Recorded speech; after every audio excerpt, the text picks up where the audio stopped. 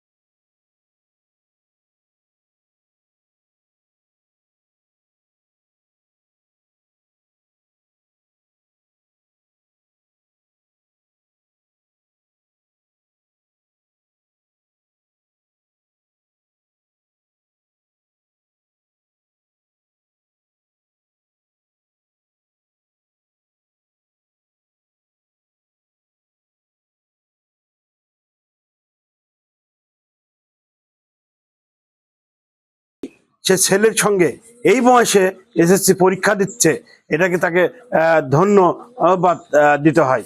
তার এই সংগ্রামের মধ্য দিয়ে, তার এই মনের যে আশা, মনের যে একটা আকাঙ্ক্ষা ছিল যে সে সংগ্রাম করে পড়ালেখা করবে, সে এসএসসি পাস করবে, তার এই সংগ্রামের মনোবাসনা পূরণের এক ধাপ এগিয়ে যাচ্ছে এই পরীক্ষার মাধ্যম দিয়ে।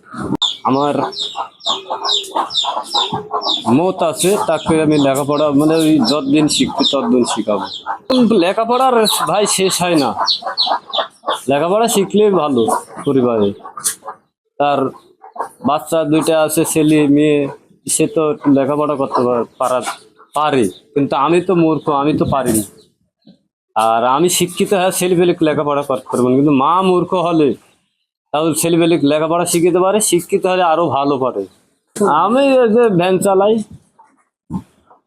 এই লোকের গরু বরকি সদাভাগিলি পুষি বেছে কিনে যদি লাভ হয় ওডি আমাকে সংসারে দিতে হয়, ছেলে মেয়ে পড়াতে হয়, এইভাবেই চলে ভাই।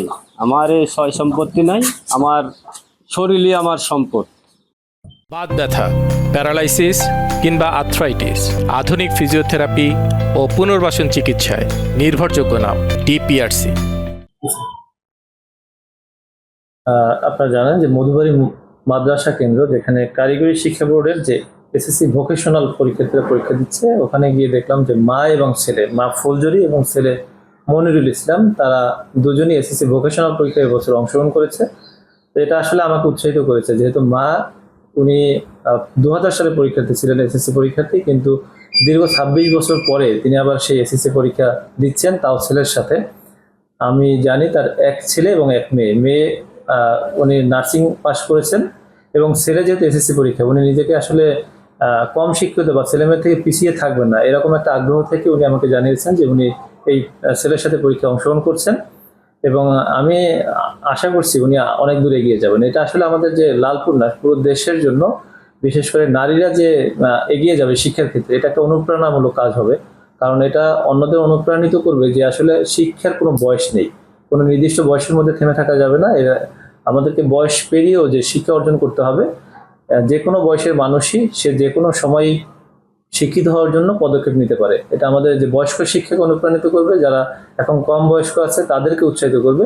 এটা আমি ওই নারীকে সাধুবাদ জানাই যে তিনি আসলে একটা দৃষ্টান্ত স্থাপন করছেন। ধন্যবাদ।